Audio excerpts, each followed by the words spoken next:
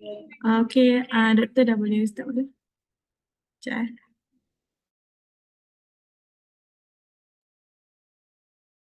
Okey, saya boleh mula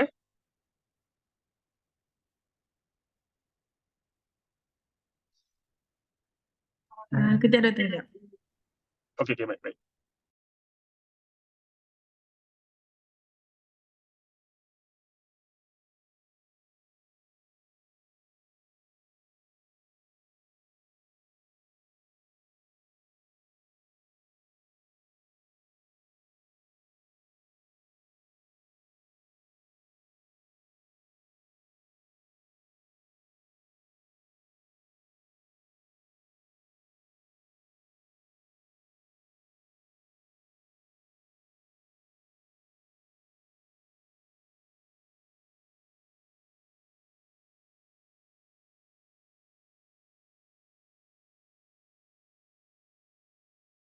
Okey, doktor dah boleh mula.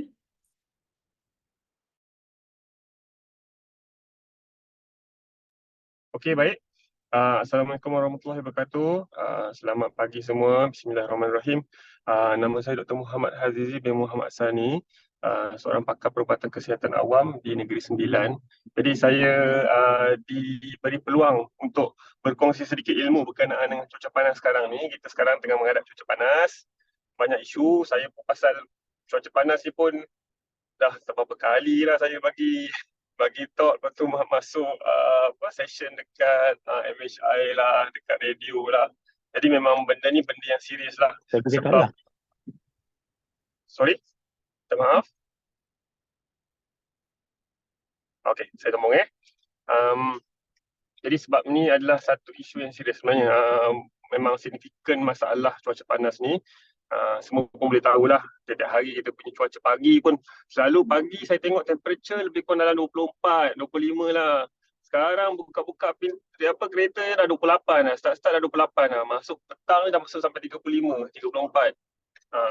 Dan sekarang ni kalau siapa yang baca kat berita, dekat kawasan utara lah, Kedah, Perlis, orang punya suhu sana rekod untuk tahun sepanjang tengah musim panas ni adalah 39.9, sikit lagi nak sampai 40. Okay. Jadi saya akan ceritakan, saya akan berkongsi ilmu berkenaan dengan cuaca panas, apa isu-isu kesihatan berkaitan dengan cuaca panas dan juga apa yang kita boleh buat untuk mengelakkan daripada menghadapi komplikasi kesihatan berkaitan dengan cuaca panas. Okay, next slide.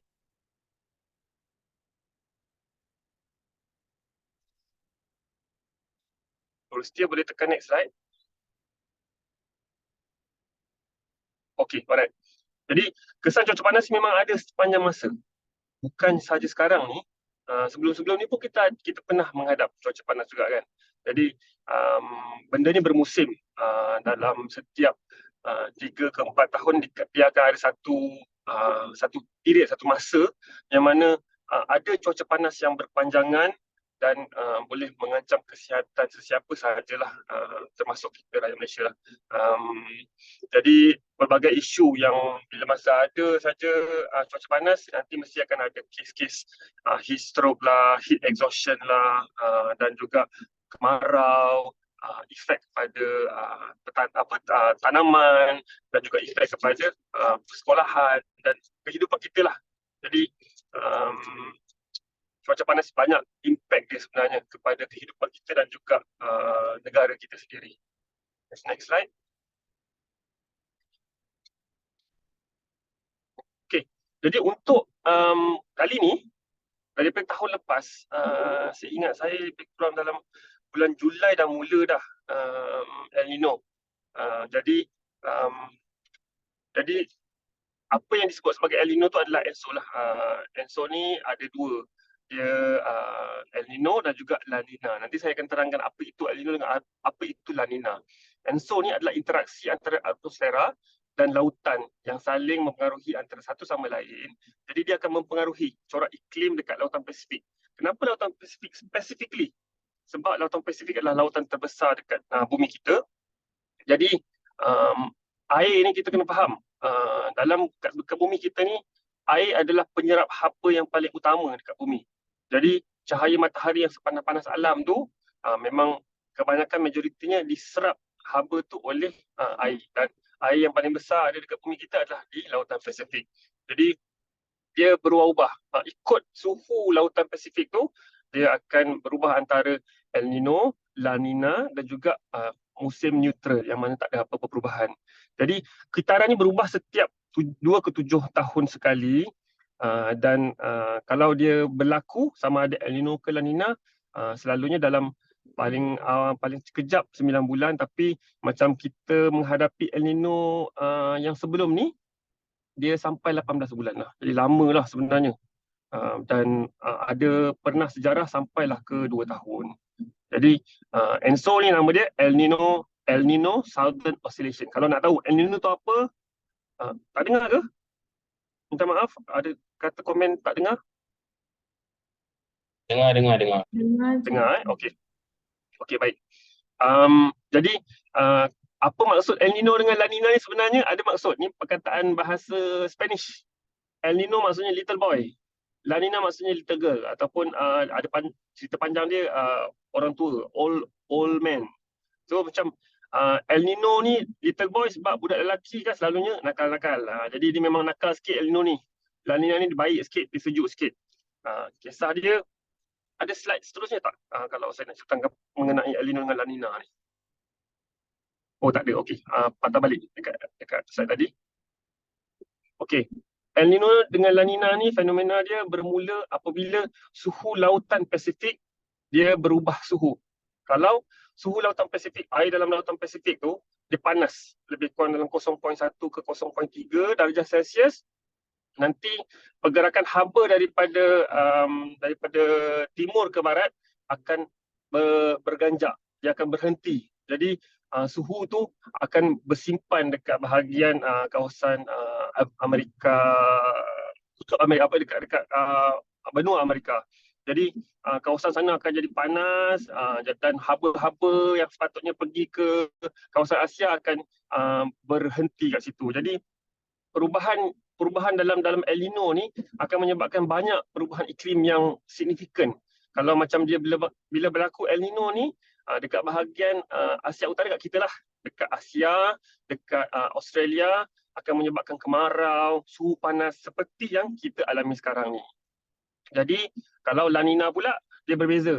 Jadi La Nina suhu sejuk tu akan lebih banyak berkisar dekat kawasan lautan Pasifik, dan itu akan menyebabkan suhu yang lebih rendah dekat bahagian Asia Selatan dengan juga Australia, dan itu akan menyebabkan siklon. Kalau macam ada taufan-taufan yang banyak bergerak dekat kawasan Filipina, dan selalunya ekor siklon ni, ekor taufan ni akan sampai juga dekat Malaysia, dan end up selalunya dekat kawasan Terengganu, dekat Kelantan, ataupun kadang-kadang dekat kawasan Sabah. Tapi yang banyak kena dekat Terengganu dengan Kelantan lah. Jadi kalau La Nina pula, dia akan menyebabkan suhu kat kawasan Asia ni, kawasan Asia Tenggara ni lebih sejuk. Kalau perasan, sebelum El Nino yang kita sedang alami sekarang ni, kita ada musim sejuk. Orang cakap sampai salji lah turun dekat Kuala Krai lah tu kononnya. Suhu sampai 16 kat sana. Jadi disebabkan oleh La Nina. Jadi La Nina ni akan menyebabkan penurunan suhu dekat kawasan-kawasan yang terjejas, tapi dia akan menyebabkan hujan yang lebat, banjir dan juga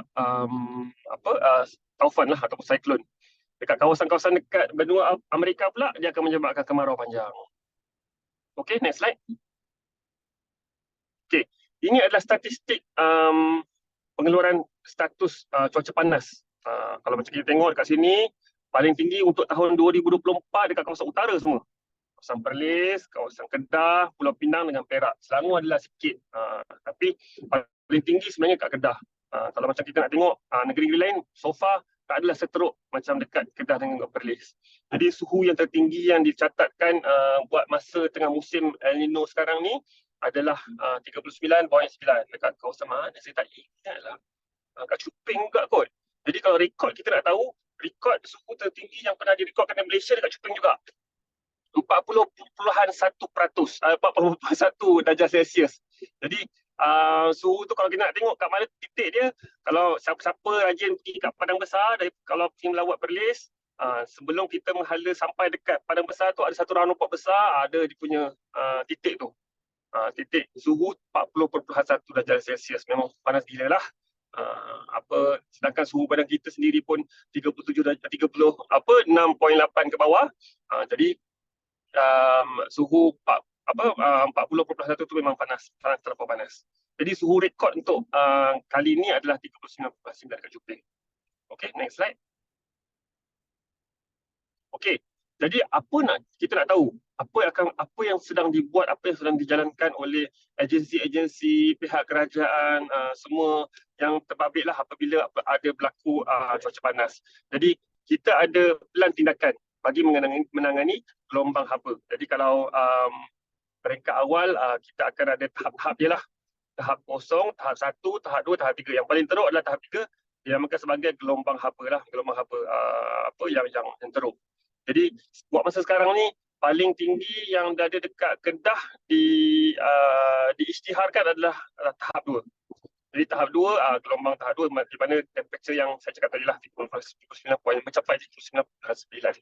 Jadi sebenarnya ada tindakan-tindakan yang dibuat, termasuklah kalau macam sekolah atau kalau macam dah sampai tahap 3, mungkin pihak kerajaan negeri dengan SUK dia boleh mengisytiharkanlah untuk tutup sekolah, kurangkan aktiviti, dia akan paksa untuk kurangkan aktiviti luar dan sebagainya lah.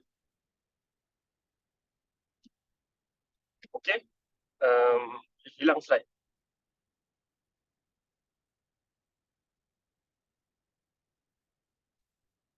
Slide saya tak ada.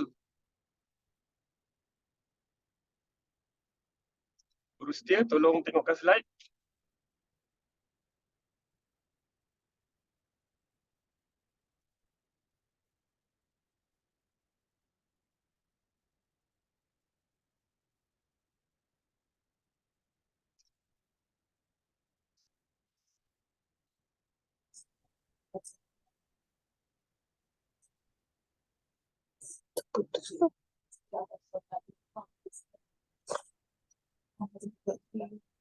Guru setia, slide ada?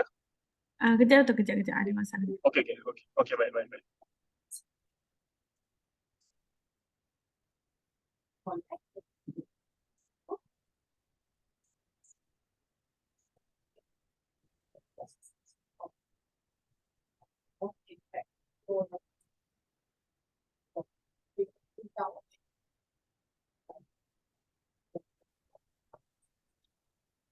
Okay, beri kat slide tadi. Okay, next slide. Okay, next slide. Okay, ni saya cakap tadi lah. Suhu paling tinggi adalah 40.1 darjah Celsius. Tu gambar dia dekat roundabout besar tu. Saya dulu kalau pergi Perlis memang rajin pergi padang besar, sebab nak cari baju. Saya suka tengok tempat ni, cantik tempat dia. 40.1 panas gila lah. Jadi sekarang ni kalau kita nak fahamkan situasi orang-orang dekat Kedah, kat Perlis tu, diorang punya panas tak ada awan. Itu masalah dia. Panas tak ada awan. Bila panas tak ada awan, kita tak boleh cakap, oh kenapa tak buat pembenihan awan. Pembenihan awan tak boleh buat kalau tak ada awan. Tu masalah utama dia dekat Jabatan Meteorologi dan juga yang agensi yang berkaitan lah. Jadi tak dapat buat pembenihan awan sebab awan tak ada langsung. Panas lit-lit orang kata. Okay, next slide.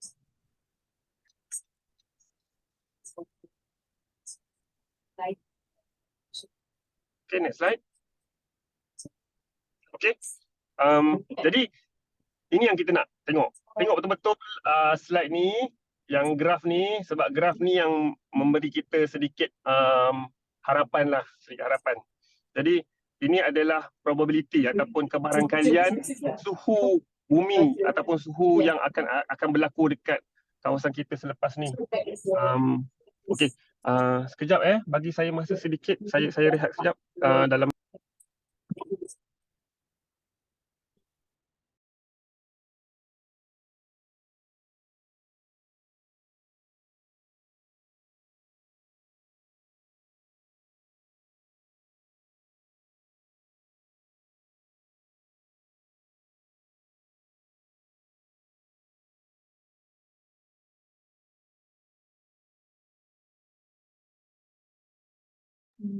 Doktor tak dengar. So, doktor tutup mic. sekejap. Saya nak cari driver saya Okay, sekejap. okay, baik. Alright. Sorry, minta maaf, minta maaf. Okay, okay.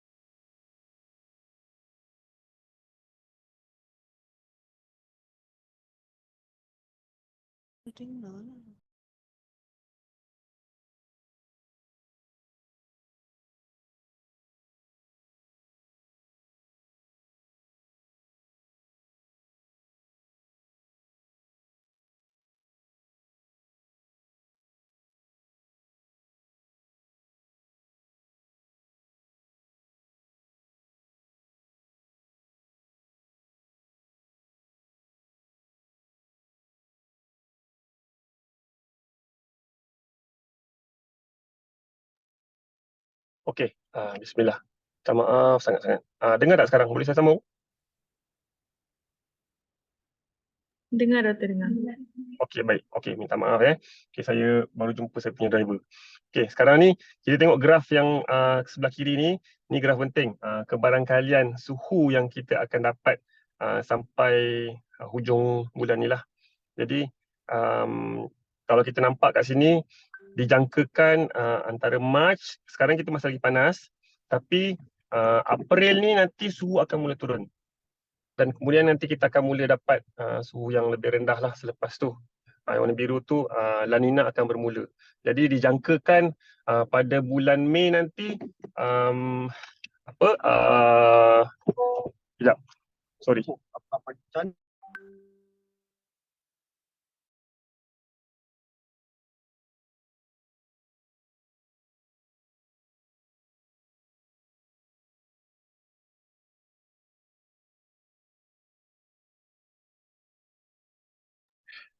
Okey, saya sambung balik. Okey, saya dah bertenang. Sekarang saya boleh buka video. Okey. Okey, sekarang ni kita tengok dijangkakan El Nino ataupun musim panas tu akan tamat lebih kurang dalam bulan Mei lah. So dan La Nina akan mula ambil alih start bulan Mei sampailah hujung tahun ni. Jadi bersabar sedikit lagi, tak lama lagi, tapi kita akan beraya dengan cuaca panas lah. Kita akan beraya dengan cuaca panas dan kemudian nanti habis raya insyaAllah dah bolehlah pergi ke tempat-tempat sejuk untuk dapat cuaca sejuk. Kawan cakap kan masa kat Kuala Keraya apa? Dekat Kuala Keraya ada turun salji kan? Itulah contohnya masa La Nina nanti. Okay, next slide.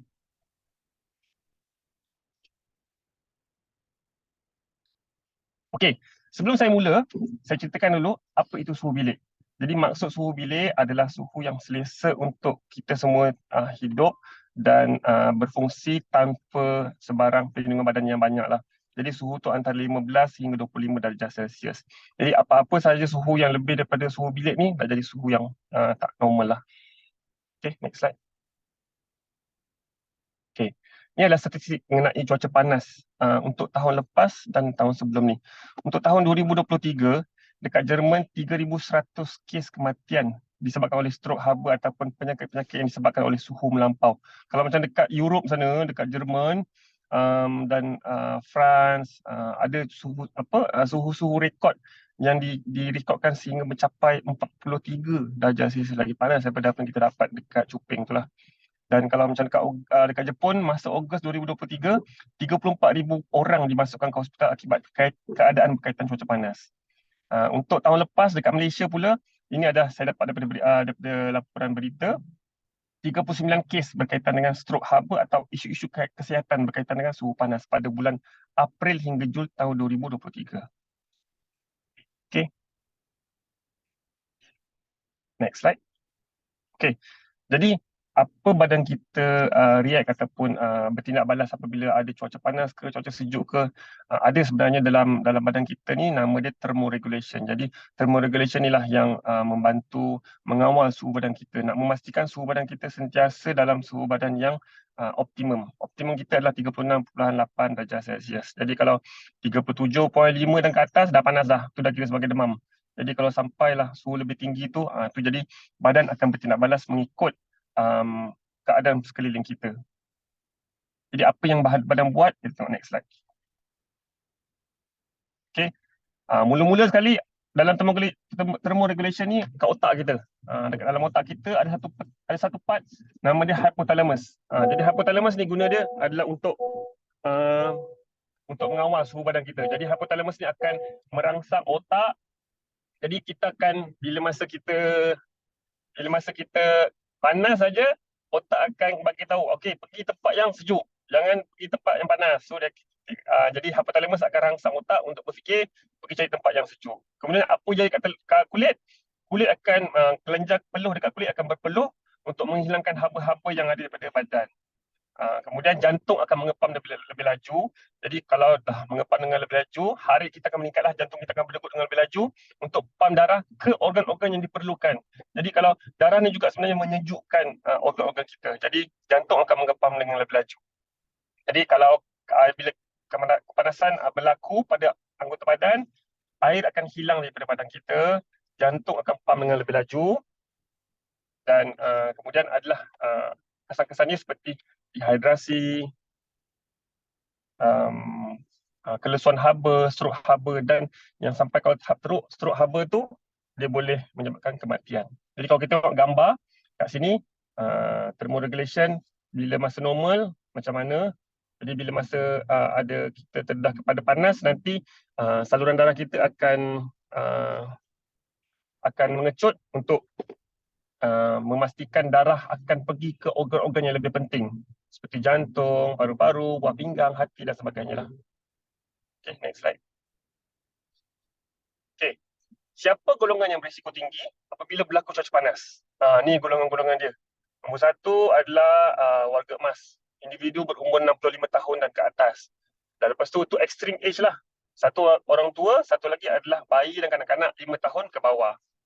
Kemudian sebab ni adalah dua golongan yang senang mendapat komplikasi akibat daripada cuaca panas. Kemudian ibu mengandung, ibu hamil dan juga ibu yang menyusukan badan sebab dia banyak kehilangan air dalam badan. Pengidap penyakit-penyakit kronik, darah tinggi, kencing manis, penyakit pernafasan, penyakit jantung, dan kemudian sesiapa pekerja ataupun orang yang terdedah kepada suhu panas seperti petani, buruh, gelombong dan juga peladang. Banyak yang memang kena kerja dekat bawah panas. Macam kita yang ada bekerja dekat dalam office, dalam aircon ni, kita patut bersyukurlah sebab mereka-mereka ni memang sentiasa memang terpaksa juga bekerja dalam keadaan yang di bawah panas. Dan satu lagi adalah individu yang aktif lah, aktif sukan. Jadi yang ini memang bukan kerja dia tapi dia punya minat untuk menjalankan aktiviti fizikal walaupun dalam keadaan yang cuaca panas. Okay, next slide. Okay, jadi apa masalah kesihatan yang berkaitan dengan cuaca panas ni? Jadi ada spektrum dia. Peringkat awalnya, risiko-risiko kesihatan berkaitan dengan cuaca panas ni, apabila kita terdedah kepada cuaca panas, peringkat awal biasa-biasa je. Dia akan kena apa dulu? Kena heat rash dulu, ruam haba. Jadi kalau heat rash tu sikit-sikit, lama-lama nanti kalau kita duduk juga kat situ, lama-lama dia boleh menyebabkan sunburn. Jadi boleh cantik, putih-putih mulus tu, jadi boleh jadi macam kulit saya kan. Okay, kemudian kalau menjalankan apa-apa aktiviti, berjogging ke ataupun apa-apa aktiviti di bawah panas tu, selain daripada dia dah ada sunburn, dia boleh menyebabkan kejang haba ataupun heat cramp. Jadi heat cramp ni berlaku apabila ada pengumpulan lactic acid dalam otot-otot semasa menjalankan aktiviti. Jadi itu kalau heat cramp ni memang sakitlah dia punya kesan dia. Kalau still lagi dah kena heat cramp pun masih lagi menjalankan aktiviti, ada risiko lain yang peringkat awal yang dia masih dah level masuk level bahaya adalah kelesuan haba ataupun heat exhaustion. Jadi kalau heat exhaustion ni dia dah mula ada simptom dia, kita akan tengok sebab yang inilah mula berbahaya sebab heat exhaustion dah kena bawa ke hospital lah ataupun ke klinik kesihatan. Dan yang paling teruk adalah simptom stroke haba ataupun heat stroke. Yang ini yang boleh membawa kepada kematian. Kita akan pergi satu-satu. Next slide. Okey, jadi ruam haba ni, inilah dia akan start macam ruam biasa. Tapi yang tidak lama dia akan boleh menyebabkan sunburn lah, sampai mengelupas kulit. Jadi kesan kepada anggota panas yang lain tak adalah, tapi cuma dia akan menyebabkan kulit rasa sakit, merah-merah, dan lepas tu nanti kalau even nak mandi pun kita akan rasa sakit, rasa pedih. So rawatan dia adalah pakai pelembab kulit dan juga untuk mengelakkan pakai pelindung, krim pelindung. Okay. So kalau kejang haba ni banyak berlaku. Kejang haba ni berlaku apabila menjalankan aktiviti, berjogging ke, bersukan ke dalam cuaca panas. Jadi sebab dehydration, tak cukup minum air dan kehilangan nutrien dalam badan akibat berpeluhan tu. Jadi bila kita berpeluh, kita bukan hilang air sahaja. Nutrien-nutrien juga garam-garam yang ada dalam badan kita akan keluar sekali. Jadi bila masa buat aktiviti, terutama sekali dalam keadaan cuaca panas, kena pastikan hydration ataupun air tu cukup, garam dalam badan tu pun nak kena cukup juga. Jadi rawatan untuk kejang haba ni, nombor satu, minum air dengan cukupnya dan juga boleh dapatkan jus ke, air tonic ke, ataupun kalau macam ada bekalan ORS, oral rehydration salt, boleh berikan ORS ni kepada orang yang mengalami kejang haba. Dan urut secara perlahan untuk kurangkan kekejangan tu. Tu gambar kekejangan otot tu, itu berlaku dia. Jadi bila masa lactic acid dah berkumpul dekat bahagian otot, dah kurang lagi garam-garam dalam badan, tu akan menyebabkan kekejangan. Okay, next slide. Jadi kemudian nanti bila masa dah kejang otot, ada lagi risiko yang kita tak nak. Ni dua simptom ni adalah dua simptom yang kita tak nak langsung berlaku kepada sesiapa apabila musim panas. Bila kita membuat aktiviti di bawah cuaca panas, risiko yang pertama adalah kelesuan haba. Jadi dalam kelesuan haba ni, suhu badan tu di antara 37 hingga 40 darjah Celsius. Dia belum melebihi 40 darjah Celsius lagi. Jadi macam saya cakap tadi, thermoregulation akan menyebabkan jantung berdegup dengan laju. Jadi ada kesan-kesan dia seperti pening, sakit kepala, loya dan muntah, letih dan lemah dan juga akan berpeluh dengan sangat banyak. Ini beza dengan stroke haba. Sebab dekat kelesuan haba tu, badan tu dah rasa lemah sangat tetapi masih lagi profuse sweating. Berpeluh masih lagi dengan keadaan yang sangat banyak. Kalau dalam stroke haba pula, itu adalah dikira sebagai emergency ataupun kecemasan yang mana suhu badan tu dah melebihi 40 darjah Celsius. Dia bukan demam. Dia badan tu panas disebabkan terdedah kepada cuaca panas. Jadi bila suhu badan tu dah melebihi 40 darjah Celsius, fungsi otak akan terjejas di mana thermoregulation akan terjejas. Dia tak dapat berfungsi dah. Dia tak dapat lah. Jadi sebab tu dah hilang fokus, hilang kekeliruan, menyebabkan confusion ataupun kekeliruan. Percakapan pun tidak jelas, boleh menyebabkan sawan, dah tak boleh fikir dah nak pergi kat tempat yang redup sebab masa tu dah ada heat stroke.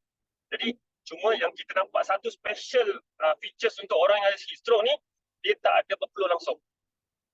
Dia tak berpeluh langsung tak ada keluar setitik peluh pun pasal suhu badan dah terlampau panas dan boleh menyebabkan koma dan komplikasi kepada stroke haba ni ataupun heat stroke adalah organ dalam badan kita akan boleh rosak, multi organ failure dan akhirnya akan menyebabkan kematian. Okay, next slide. Jadi kalau berlaku heat stroke ataupun heat exhaustion, apa nak buat? Nombor satu, siapa yang nampak, siapa mangsa yang disyaki ada heat stroke ataupun heat exhaustion, dapatkan patuh kecemasan. Terus telefon 999. Nombor dua, angkat mangsa tu, pindahkan ke tempat yang lebih redup, lebih teduh ataupun lebih sejuk. Jangan bagi dekat direct dengan matahari. Buang ataupun longgarkan pakaian mangsa dan basahkan pakaian mangsa tu. Tingkatkan aliran udara sejukkan badan mangsa tu. Gunakan ais atau tuala basah yang sejuk, letakkan kat kawasan leher, ketiak, pangkal peha dan juga kepala. Kalau mangsa dalam keadaan yang sepada sedar, jangan bagi minum atau makanan dulu. Tunggu sampai pasukan perubatan datang untuk bagi rawatan sebab kita perlu bagi IV drips untuk bagi rawatan kecemasan kepada mereka. Okay, next slide. Okay. Penjagaan kesihatan semasa cuaca panas apa kita nak buat? Nombor satu, kalau ada simptom-simptom yang ada ditulis ni lah, batuk, sesama, ada kalau siapa yang ada penyakit asma, ada datang serangan asma, sakit mata, sakit paru-paru yang kronik, kena datang segera ke klinik ataupun hospital jika keadaan penyakit bertambah teruk. Sebab kalau ada masa cuaca panas datang simptom-simptom atau penyakit-penyakit ini, dia boleh menyebabkan simptom itu semakin teruk. Jadi boleh menjejaskan kesihatan sakit itu sendiri. Okay, next slide.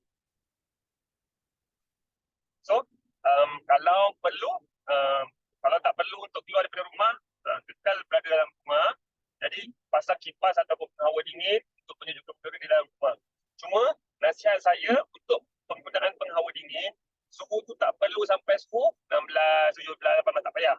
Suhu yang cantik, optimum untuk penghawa dingin di rumah ataupun di tempat kerja adalah 24 ke 25 darjah Celsius. Jadi sebenarnya suhu terlampau sejuk pun tak bagus sebab bila suhu luar terlampau panas, contoh suhu luar tu sampai 37, 38 darjah Celsius dan kita pasang air conditioner tu sampai 16 darjah Celsius, nanti badan thermoregulation tu, badan tu akan terkejut lah senang cakap. Dia tak dapat regulate bila masa kita keluar kepada suhu yang panas. Jadi ambil suhu optimum lebih kurang dalam 24 ke 25 darjah Celsius adalah suhu yang bagus untuk penghawa dingin. Jadi buka tingkap ventilation supaya pastikan aliran udara dalam rumah itu sentiasa mengalir dengan baik. Okay, kemudian minum air dengan secukupnya, 8 gelas sehari. 8 gelas sehari bersamaan dengan lebih kurang dalam 2 liter lah minimum. Itu adalah minimum. Kalau seorang lelaki dewasa digalakkan untuk minum di antara 2 liter ke 3 liter sehari. Kalau perempuan dewasa digalakkan untuk minum di antara 1.6 ke 2 liter sehari. Jadi dia punya minimum dia kalau kita dapat, terutama sekali masa bulan puasa ni, sekurang-kurangnya 8 gelas sehari lah. Jadi bukan kena minum semua 8 gelas. Okey, saya dah minum 8 gelas sehari ni, cukup. Kau tak payah minum lagi air. Tak, bukan begitu. Jadi kalau nasihat yang terbaik untuk kita hidratkan badan kita, hidrasikan badan kita adalah minum dalam jumlah yang sedikit tapi kerap sepanjang hari. Jadi satu cawan tu pagi, lepas tu pukul 10 satu cawan lagi, lepas tu sampailah ke waktu malam sebelum kita tidur. Cukup dan minimum 2 liter sehari. Tapi okey, nanti ada soalan dekat bulan puasa macam mana? Okey, mana saya ceritakan sekejap lagi. Itu soalan yang common lah bila masa bulan puasa nak minum macam mana. Takkan saya kena, Dr. Azizi kata kena minum air lah, jadi saya minum air pukul 10 pagi kan. Jadi tak boleh lah begitu. Kalau bulan puasa, kita buat minum tu, waktu sahur, kita dah minum at least beberapa cawan. At least kalau dalam 3 cawan, 4 cawan tu memadai. Tapi selepas waktu berbuka tu yang paling penting. Di mana, jangan minum air sekaligus sekali banyak. Bila kita minum sekali banyak, kita tak dapat nak minum lagi selepas tu. Minum dalam jumlah yang sedikit tapi kerap daripada saat buka puasa sampailah sebelum kita tidur. Jadi lepas buka puasa minum, makan kurma sikit, solat maghrib, lepas tu pergi makan, lepas tu makan tu minum air sedikit lagi. Sebelum sembahyang isyak minum sikit lagi, lepas sembahyang tarawih minum lagi, sebelum tidur minum lagi. Minum jumlah yang sedikit tapi kerap mencukupi sehingga sekurang-kurangnya 2 liter sepanjang tempoh masa kita tak berpuasa. Itulah daripada lepas buka puasa sampailah ke sahur. Jadi, tapi kalau kita menjalankan aktiviti fizikal, kita perlu minum dengan lebih banyak. Itu tak cukup. 2 liter tak cukup. Jadi kalau contohlah macam saya ni suka jogging, walaupun bulan puasa tu suka jogging sampai 3 ke 5 kilo sehari, jadi kita tambah pengambilan air sewaktu buka puasa sampailah ke waktu sahur tu nanti. Okey. Tak kisah, tak ada masalah nak minum air sejuk ke, air suam ke, terpulang kepada preference diri sendirilah. Okey. Panduan lagi yang untuk kita buat, bila kita berada kat kawasan tempat panas, pakai pelindung. Pakai topi ke, pakai payung ke, untuk lindungi daripada pancaran haba terus ke badan kita. Banyakkan minum air, gunakan kipas atau penghawa dingin untuk sejukkan badan, pakai pakaian yang ringan, yang berwarna terang dan longgar. Ingat juga pakaian yang berwarna terang dia akan memantulkan cahaya, jadi dia kurang haba yang datang ke badan kita. Kalau pakaian gelap-gelap, warna hitam, dia akan serap haba, jadi haba yang datang ke dalam badan tu akan lebih tinggi lah. Jadi tak berada di dalam kawasan kenderaan yang bertutup. Ini kena ingat, banyak kes dah berlaku sekarang ni sebabkan terlupa ibu ataupun ayah ataupun orang lain lah terlupa ada anak kecil duduk kat belakang. Jadi bila dia keluar, dia tertinggal anak, jadi anak boleh mengalami strok haba kalau masuk duduk dalam kereta yang tertutup dan tak ada hawa dingin. Jadi amalkan bila masa keluar kereta sentiasa tengok belakang. Ada setengah kereta macam contoh kereta saya tak tahu kenapa kereta saya ada dia punya warning tu, saya ingatkan rosak. Rupa-rupanya dia mengajar kita bila lepas habis tutup kereta sebelum keluar kereta kita tengok belakang. Dia cakap check rear seat. Bila tu satu alert yang bagus lah, yang mana bila kita keluar, bila kita tutup kereta kita, matikan kereta kita, kita tengok kat belakang untuk pastikan tak ada sesiapa ataupun tak ada barang yang penting lah supaya nanti tak kena curi dan tak ada orang yang tertinggal dalam kereta. Lebihkan masa berada di dalam rumah dan hadkan aktiviti luar. Kalau perlu, pastikan kena berjaga-jaga dengan kesihatan diri sendiri.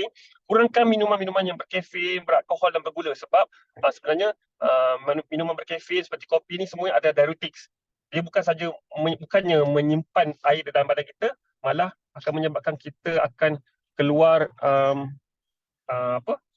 air daripada badan lah. Okay, next slide.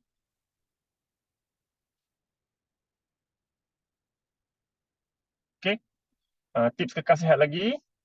Jadi hadkan aktiviti fizikal, elakkan aktiviti yang lasak. Jadi kalau siapa yang suka workout, suka jogging ke, suka bersukan ke, boleh, tapi tak boleh buat macam biasa.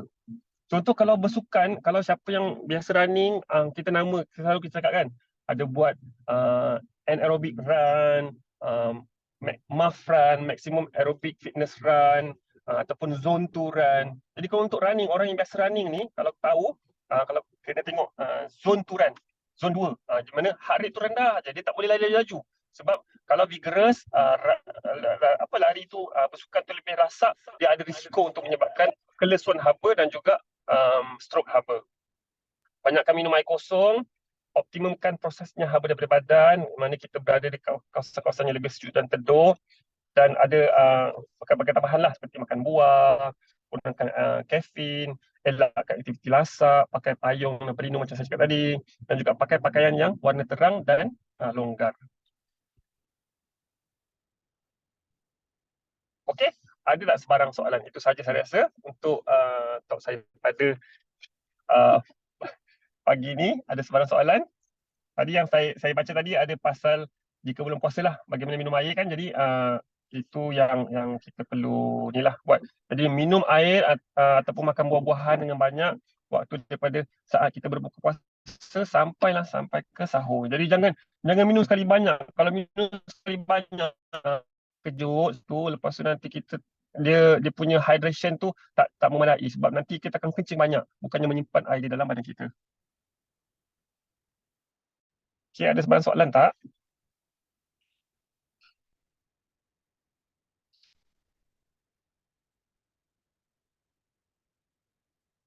Okay, kalau tak ada soalan, saya ucap terima kasih. Saya minta maaf sebab saya kena bagi talk ni sebab dalam kereta, sebab dalam perjalanan ke kementerian dekat Putrajaya, ada urusan tugasan.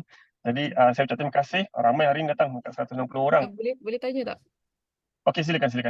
Saya nak tanya, macam mana nak elakkan heat stress di kalangan kanak-kanak umur 2 tahun?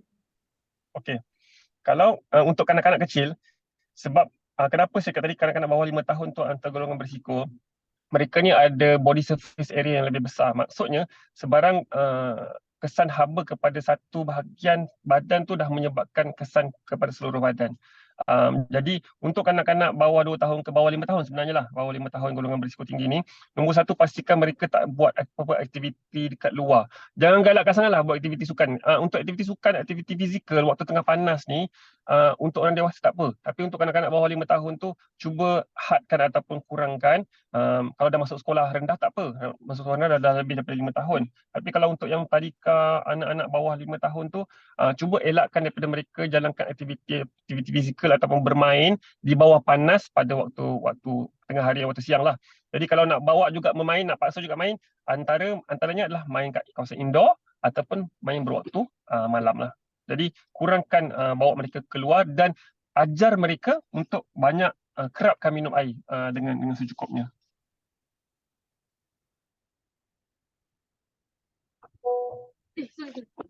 Jika kipas hanya membawa angin yang hangat, elok guna kipas atau tutup saja. Okey, alright. Kipas kan memang betul. Kalau kita guna kipas, dia akan buat lagi panas kan. Jadi kalau kipas ni sebenarnya cara guna kipas tu, nombor satu ventilation. Gunakan kipas itu untuk ventilate kawasan bilik ataupun kawasan rumah kita.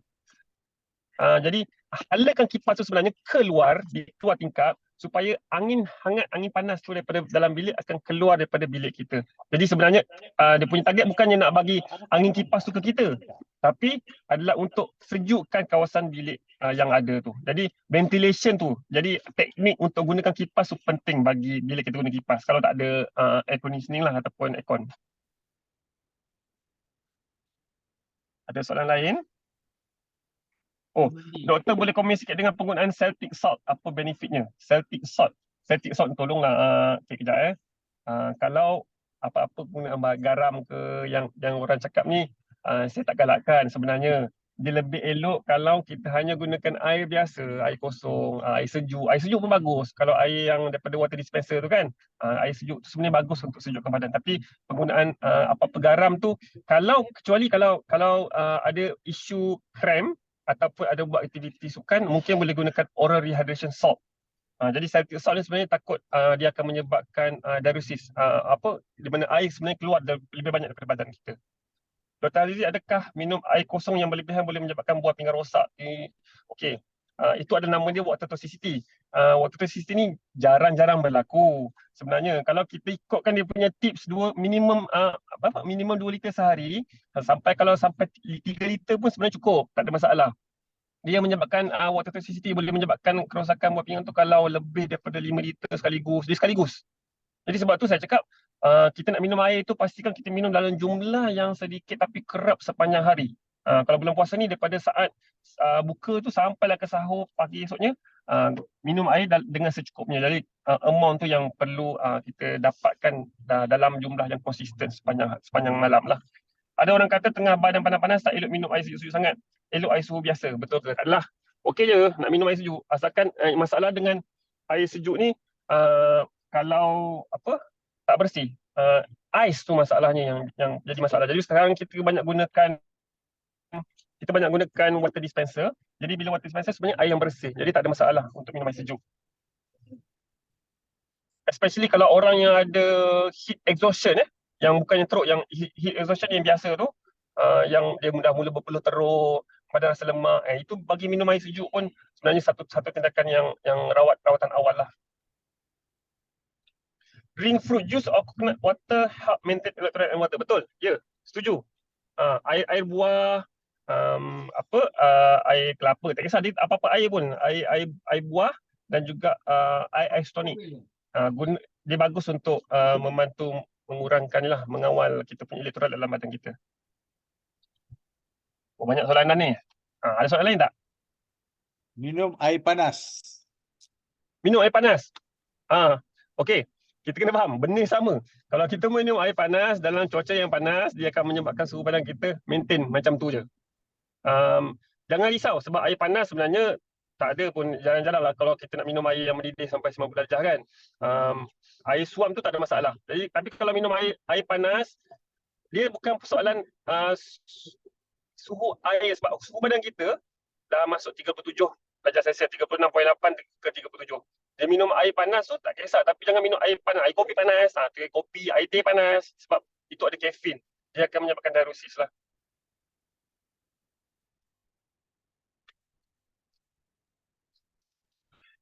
Ada soalan lain? Okey. Frequent bath is good tu. Ya, betul.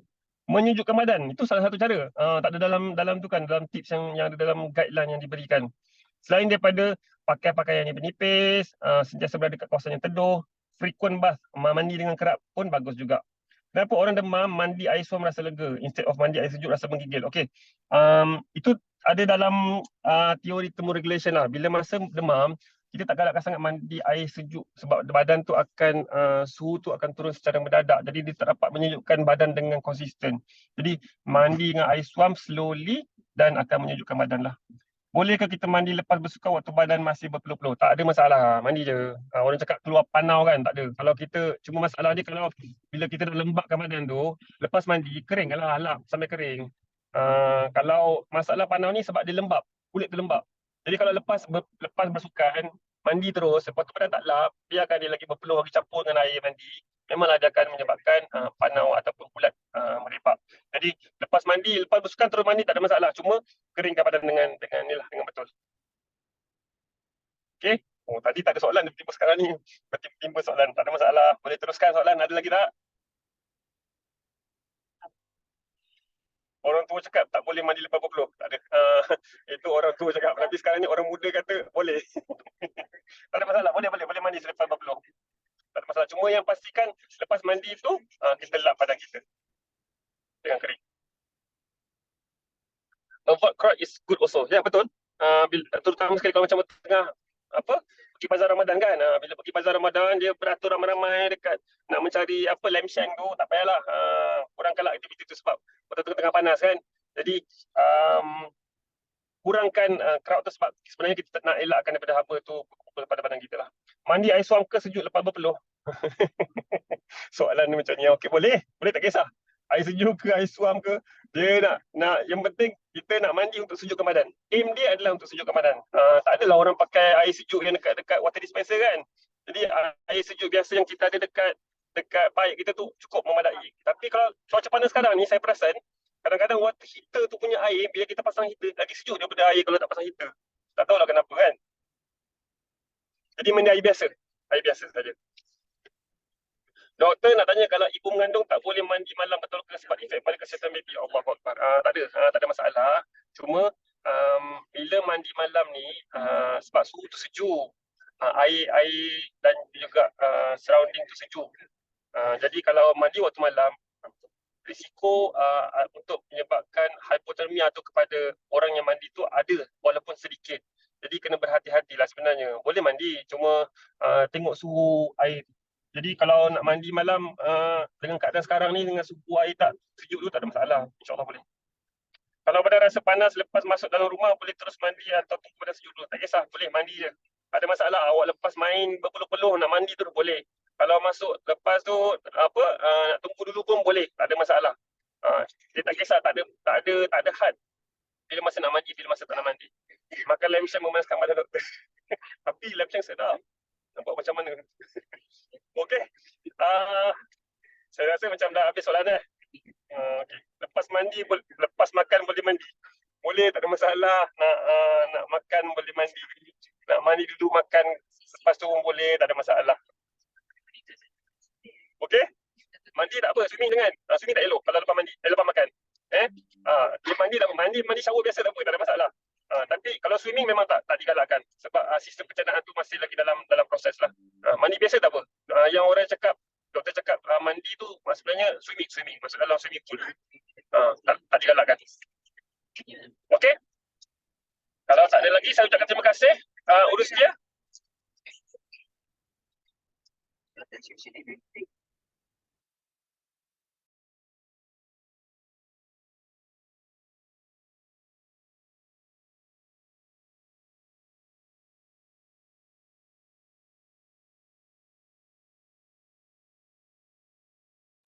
Okey, soalan FB kata, kalau mandi malam boleh menyebabkan paru-paru berair. Tak ada, macam saya cakap tadi. Dia bukan masalah paru-paru berair. Paru-paru berair ni dia berlaku sama ada keradangan atau pencakitan pada paru-paru. Jadi bila paru-paru berair, bila mandi malam, dia masalah dia kalau orang yang ada masalah paru-paru. Contohnya ada asma ke, ada masalah paru-paru kronik ke, bila dia mandi dia boleh menyebabkan dia batuk, sejuk kan, sebab suhu tu yang menyebabkan masalah pada paru-paru. Tapi kalau orang biasa tak ada masalah, jangan takut. Tak ada, bukan mandi malam tak boleh takkan menyebabkan paru-paru berair.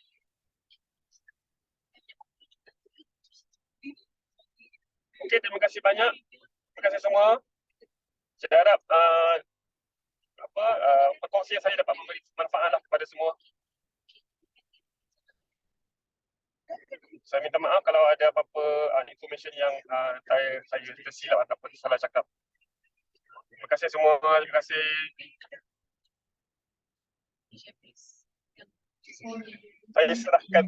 Saya serahkan kepada Urus dia.